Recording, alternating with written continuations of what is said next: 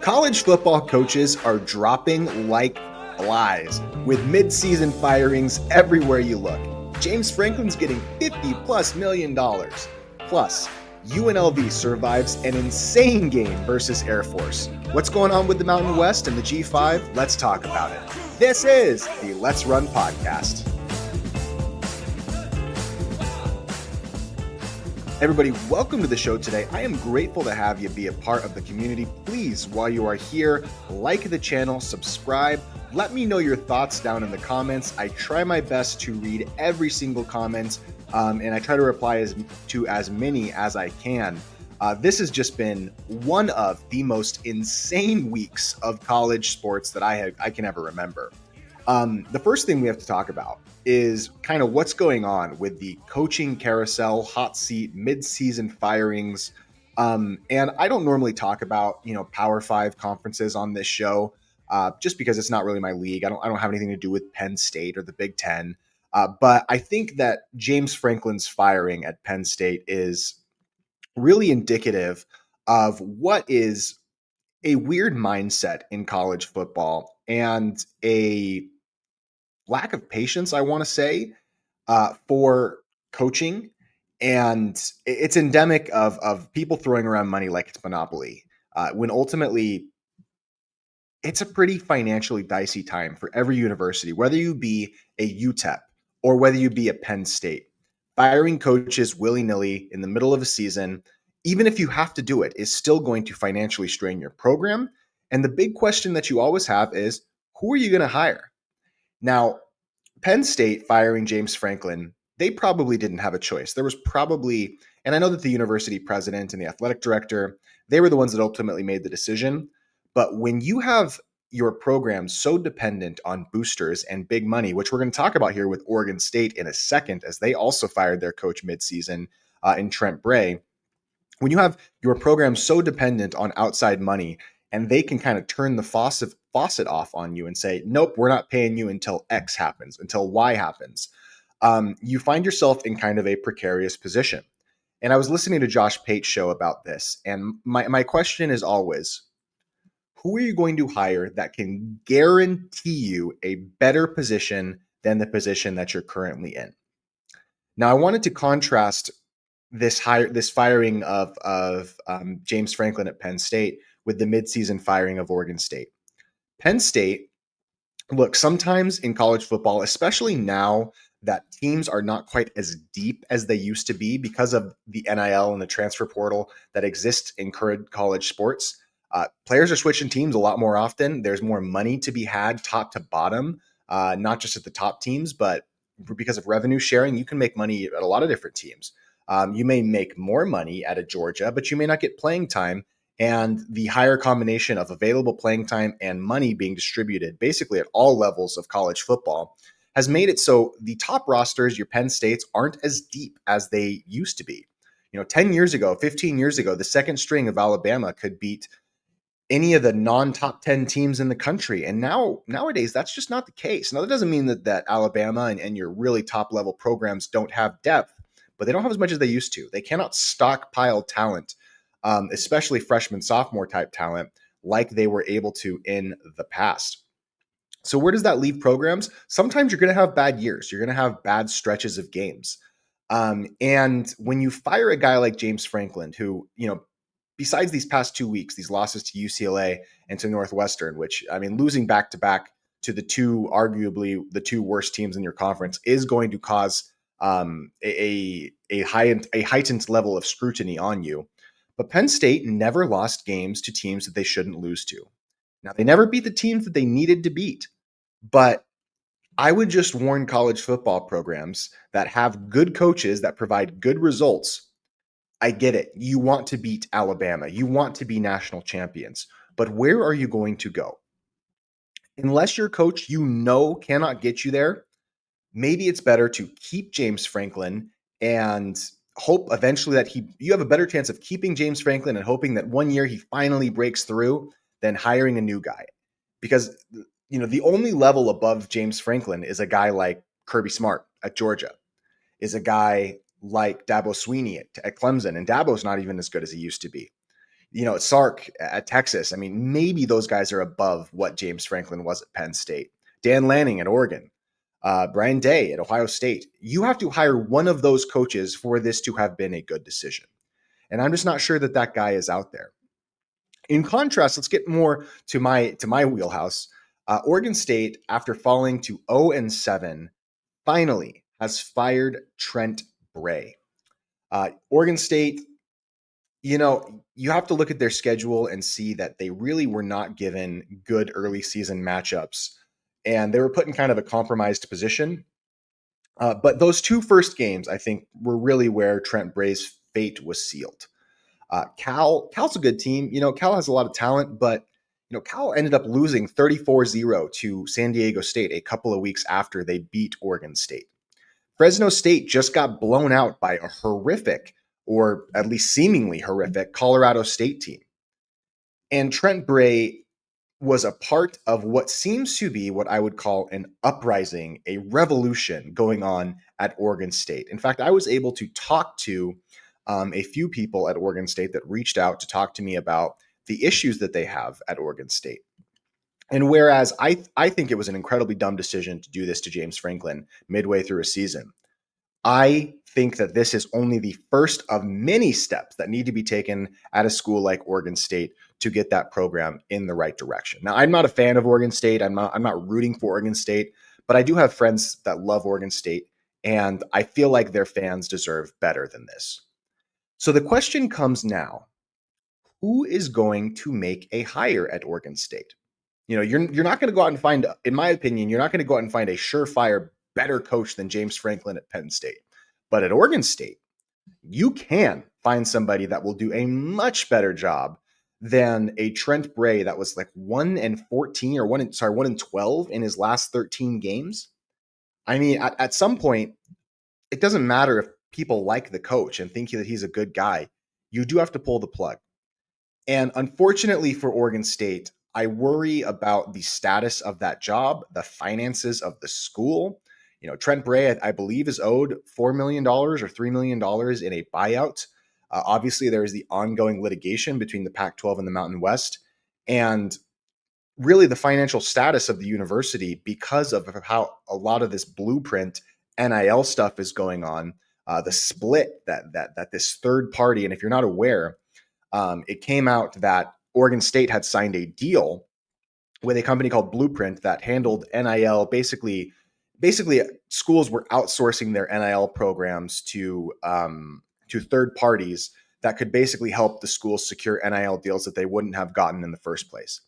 Now, a school like Reno and UNLV that had signed up with a third-party service, which was Blueprint, the same service, they had a 20% split, basically like a finder's fee, as far as I can tell, with this company. Oregon State, on the other hand, had a 50% split rate, meaning that only half of the money that this third-party NIL collective was getting for student athletes was going to the student athletes. The other half was being kept by the third party. And so, the finances and the financial situation and the lack of transparency, the Oregon State fans are in absolute turmoil right now. And so while, yes, unlike with James Franklin and Penn State, I think that firing Trent Bray midseason was something that had to happen for Oregon State to show to their fan base and to the donors that they still cared and that they were serious.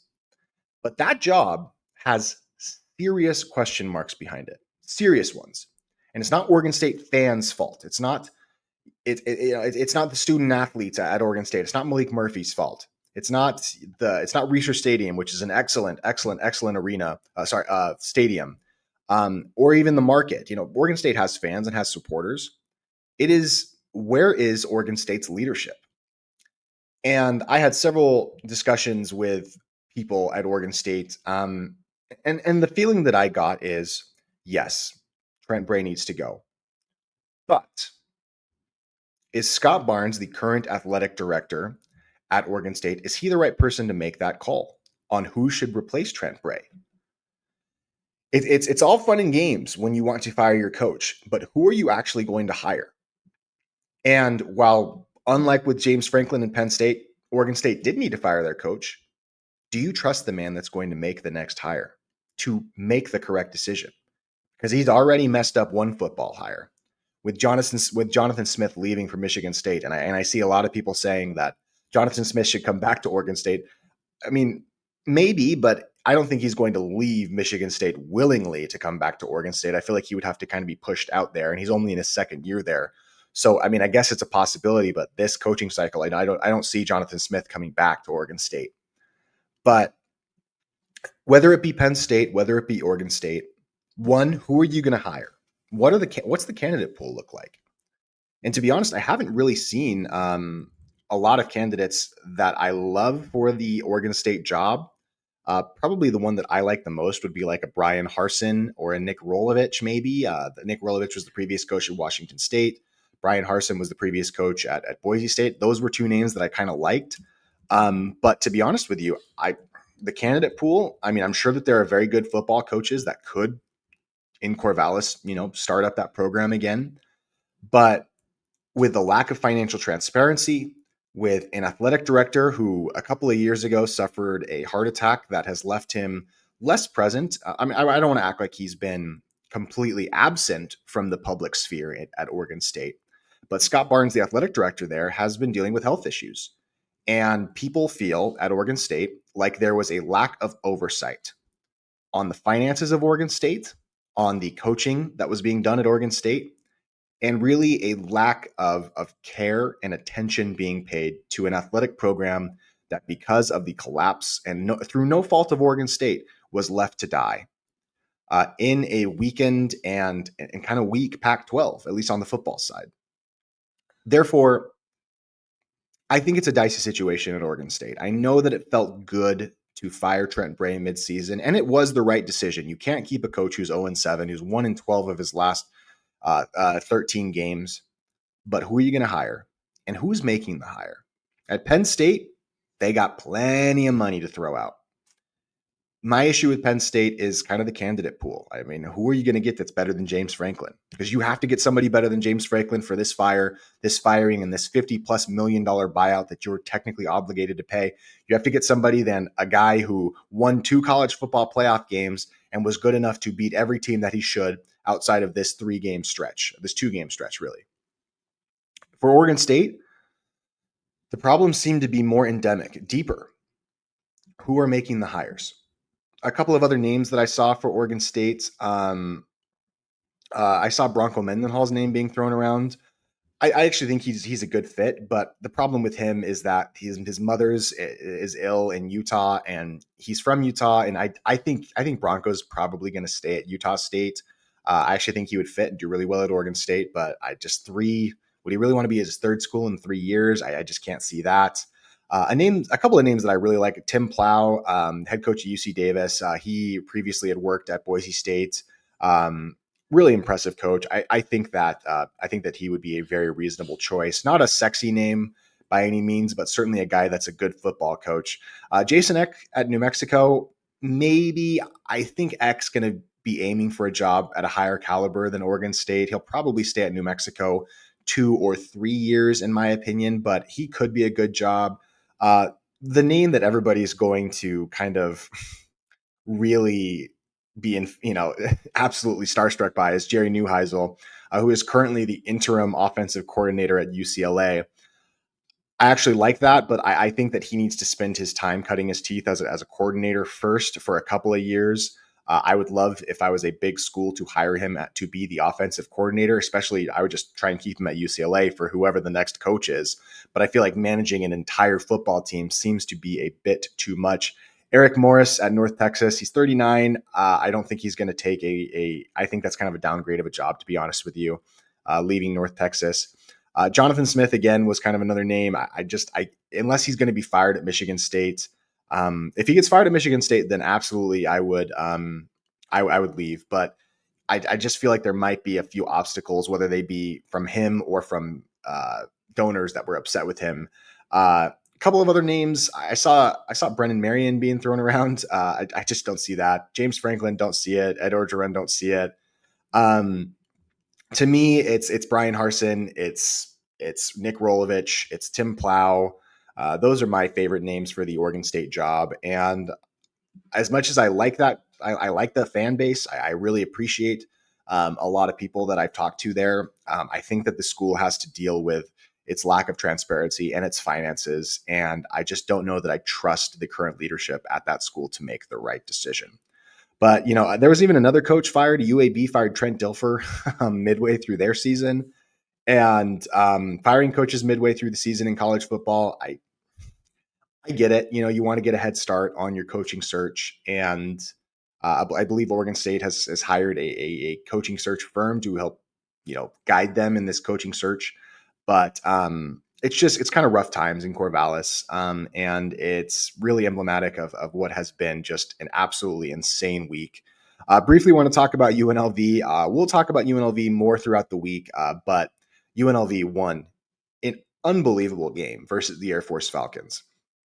This Air Force team is one of the 10 best scoring offenses in America. They have, Air Force, one of the worst defenses I've ever seen. Now, UNLV does too. We'll talk about UNLV's defense in just a second. But Air Force at 1-5 has to be, or 1-6, or 1-5 has to be one of the most perplexing teams I've ever seen, because you look at their losses, Utah State, Boise State, Navy. They lost a game to Hawaii at home, which was actually an incredible win for Hawaii. And Hawaii is the surprise of the season in the Mountain West. We'll talk about the Mountain West as a whole here as we kind of close out this episode. But UNLV is one of the most electric, entertaining teams that I have ever had the pleasure of watching in all of college sports. It is a joy. Now, it is stressful. I joked during the game that we need to send out blood pressure medication to every UNLV fan, because it is a crazy, stressful experience to watch this team play. But the Rebels at 6-0, my advice after the game was to enjoy this, because next week at Boise, it's going to be a really tough game. I don't think the Rebels are going to be able to win that one. I mean, they've got a puncher's chance, but it's going to be really tough to pull that one out. And just enjoy the moment where you are. Don't live too much in the future. This UNLV defense, I talked about how bad the Air Force defense is. You could say the same thing about UNLV's defense. They got torched by Air Force, and they've been torched by every good offense they've played this season. And I would expect them to get torched against Boise State. Even though Boise State has its flaws, I think Boise State will probably do some pretty bad things to UNLV's defense this weekend up in Idaho. But and Paul Gunther, the defensive coordinator, the scheme, the players, there's just too many pieces missing for this UNLV defense to put forth the required effort for us to actually be, a college football playoff contender. But today, right now, we're 6-0. We're an undefeated football team. We are bowl eligible. And even 5 years ago, thinking about where this UNLV football program is, we should all be proud and exceptionally happy about the state of the Rebels. Last thing we wanted to do today was talk about the power rankings. Every week at the end of the show, I give you my power rankings for our Monday or Tuesday show that we post. Let's talk about the power rankings of the Mountain West. I guess I could include the Pac in this, but this is kind of a weird last season, and eventually I will be covering both leagues. That's kind of a spoiler thing. I obviously am a UNLV fan, and I'll always prioritize UNLV, but I like to talk about the West Coast and college football on the West Coast, especially at the non-power level. So let's talk about the power rankings for this season. I think this is just another week that demonstrates what has been a mediocre year for the Mountain West. The Mountain West, top to bottom, every team has flaws. Even SDSU, which is the team, spoiler alert, that's at the top of the rankings, I think you can poke holes in them. And they're just, have they beaten a great team? They beat that Cal team, but have they beaten a great team? I don't know, but they definitely have the best resume. So let's talk through it. Number 12, we have Reno.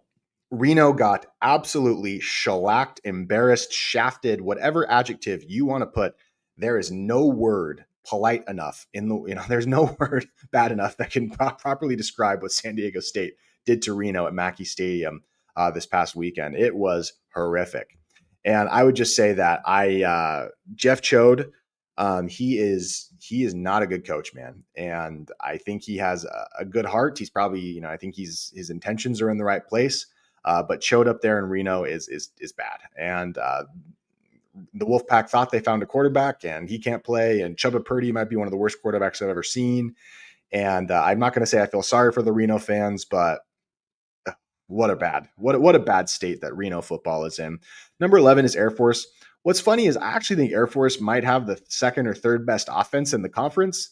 And the reason why they're this low is just because they haven't been able to pull out any of their games. They had chances against Boise State. They had chances against Utah State. They had chances against Hawaii, and they certainly had chances against UNLV. And despite having an explosive offense that could quite literally score on anybody in the country, this Air Force team just can't win games. And so their low ranking does not reflect my respect for the Air Force Academy and Troy Calhoun as a coach, but he's got to be better than this. And having a defense this porous is quite frankly a travesty for the Academy. So Air Force, they could get higher than this. They could get better than this as the season goes along. But as of right now, Air Force is in the second to last place. San Jose State had a meltdown in Laramie. And what was a good development for a school like UNLV and Boise State and don't get to play San Jose State. San Jose State was up there. They had a 2-touchdown lead with about 10 minutes to go and folded. And what has been a disappointing year for Coach Ken Niumatalolo has marched on as they disappointed in Laramie. And Wyoming finally got a big win. So San Jose State, number 10, they could get better than this. I still think that team has potential, but rough outing for the Spartans. Number 9 is Colorado State. They had the shocker result of the week where they upset Fresno State in dominant fashion in Fort Collins. Frankly, I'm confused by that outcome. I don't know what happened with Fresno. And Colorado State, which is a team that could not score, all of a sudden looked like an explosive offense with a new guy behind center. I still don't know what to make of the Rams. I want to see them do it another week before I shoot them up the power rankings. But to see that team turn around that quickly was pretty remarkable. Number 8, I have New Mexico. New Mexico lost at Boise State. They have lost at San Jose State. So I do have New Mexico still ahead of San Jose State, even though San Jose State does have the head-to-head. That's just kind of emblematic of the way that I do power rankings. I thought New Mexico's defense did some cool things up there in Boise, getting pressure on Maddox Madsen. The game kind of turned into a fiasco. There were some special teams issues. I still believe in New Mexico. I think that they absolutely can turn into something this season, and I believe in Coach Eck and what they're doing. But ultimately, that loss to Boise State definitely did hurt. New Mexico's schedule is pretty reasonable. They play Reno this weekend, Utah State. They'll have that huge Utah State game at home at University Stadium. That'll be a fun one. And then they obviously play at UNLV. They still have a game at Air Force, and they get a home game versus San Diego State.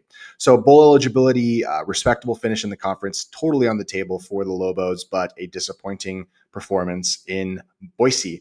Number 7, Wyoming. I don't believe in Wyoming. I don't think they're very good, but that victory over San Jose State and the way that they did it, I think is impressive enough to merit a jump in the power rankings. Great comeback for them. Number 6, Utah State. I still totally believe in Utah State. I think it's a good team. It's tough to travel to Hawaii. It was impressive that Fresno State was able to beat Hawaii on the road. We'll talk about Fresno State in just a minute. I think that Bryson Barnes is a really good quarterback, but Utah State's defense has some holes, and its offense seems to be dealing with a little bit of an injury bug at the moment. Utah State's a good team, but a flawed team. Number 5, Fresno State. No idea what happened to them in Fort Collins, but E.J. Warner, that quarterback, they just seem a little inconsistent, and he can't really throw the ball. And if you can play good run defense against Fresno State, you're going to have a lot of success against them. And Hawaii, say what you want about them, their defense is a little bit better this season. It's pretty good this season. Hawaii's defense is usually actually fine. And I don't really know. I thought Fresno State may be the best team in the conference at times this season, but they're clearly not. They're flawed. They kind of remind me of UNLV, a team that could be really good, but seems fundamentally flawed at its core. Number 4, Hawaii, a really impressive win over Utah State. Hawaii is the surprise of the season. Timmy Chang, I'm proud of him, and I'm proud of the Rainbow Warriors, and I wish they were getting that stadium a year or two sooner, but that program, maybe this is the year that he finally puts it together and the run and shoot offense really kind of takes off as you see Mike Alejado just putting up video game numbers in that run and shoot. Number 3, I got UNLV. Listen, I know that there are some Rebel fans that will be upset with me for not having UNLV number 1 as an undefeated team, both in conference. But you can't watch that UNLV defense and think that this team is the best team in the conference. I think UNLV can play with anybody in the conference, and we certainly have an offense that can score on anybody in the conference. But we're a flawed team, but we're a team that wins, and we're a team that's really entertaining. So proud of the Rebels, proud to be 6-0. Really excited for this trip up to Boise. I am going to be in Boise this weekend. Ecstatic to be returning to Boise, a place that I love. Number 2, Boise State. Boise State took care of business against New Mexico. Was it pretty all the time? No, but they won, and they're the favorite in the conference, and Boise State should be hoisting a third straight Mountain West championship this season. I feel pretty confident about that. Number 1, San Diego State. Already talked about them briefly. The win over Cal, the road win at NIU, the win against Colorado State, the win at Reno. I think it's a pretty impressive, it's interesting because sometimes you look at the statistics of Reno of San Diego State, their strength of schedule, and it says that San Diego State's not very good and that their strength of schedule is really weak, but you see a result like Cal 34-0, Colorado State 45-24, Reno sucks, but 44-10. They've been pretty impressive. So I think San Diego State has to be number 1 in the conference this season so far. And I guess we'll see what kind of happens. But guys, those are the power rankings for week 7. Madness in college football, madness. And this is going to be a huge week. I'm going to be on several podcasts this week. We have an interview with UNLV basketball coach Josh Pastner dropping tomorrow, previewing the 2025-2026 Runnin' Rebels. And I'm just ecstatic to be back and talking to you guys. And I'm grateful for the channel and grateful for the growth. So please like the video. Please subscribe to the channel. Let's go Rebels, and let's run.